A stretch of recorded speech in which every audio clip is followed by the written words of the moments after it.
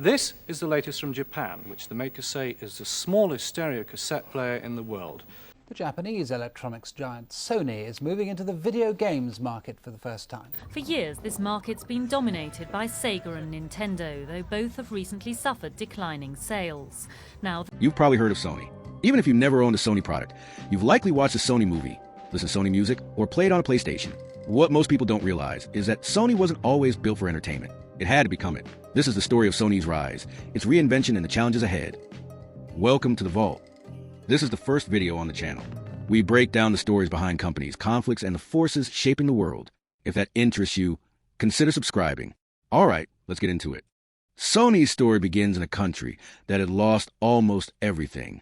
In 1945, Japan was emerging from defeat in World War II. Its cities were in ruins, its economy was broken, and its future was uncertain. But in the middle of that destruction, a quiet rebuild was already underway.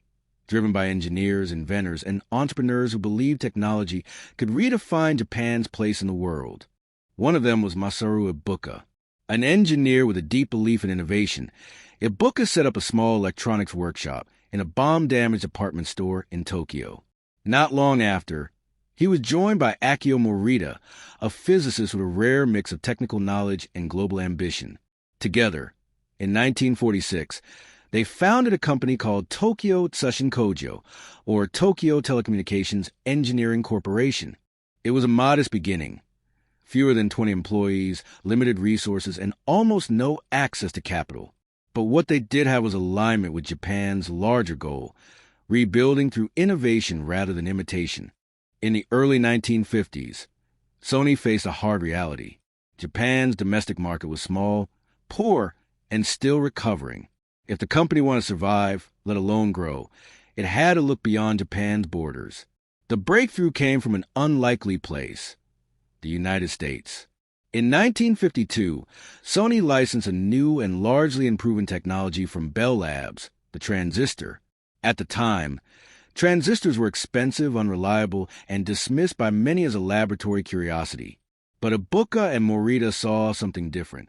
They believed transistors could make electronics smaller, portable, and personal, a radical idea in an era dominated by bulky vacuum tubes. Sony bet the company on making transistors work at scale. Engineers struggled with heat, durability, and sound quality. Early prototypes failed repeatedly. But in 1955, Sony released Japan's first transistor radio, and soon after, a version designed not for Japan, but for the world. Akio Morita understood something few Japanese executives did at the time. To succeed globally, Sony couldn't just export products, it had to export a brand. That meant a new name. Tokyo Tsushin Kojo was shortened to Sony, a word derived from sonus, Latin for sound, and sunny, a term for young people. Short, memorable, international. By the late 1950s, Sony radios were appearing in American stores. For many consumers, this was their first exposure to Japanese electronics, and it challenged a powerful stereotype. Japan was no longer just rebuilding, it was competing. And Sony was leading the charge, not by copying Western products, but by reimagining what electronics could be. This is where Sony's story pauses. But it's only the beginning.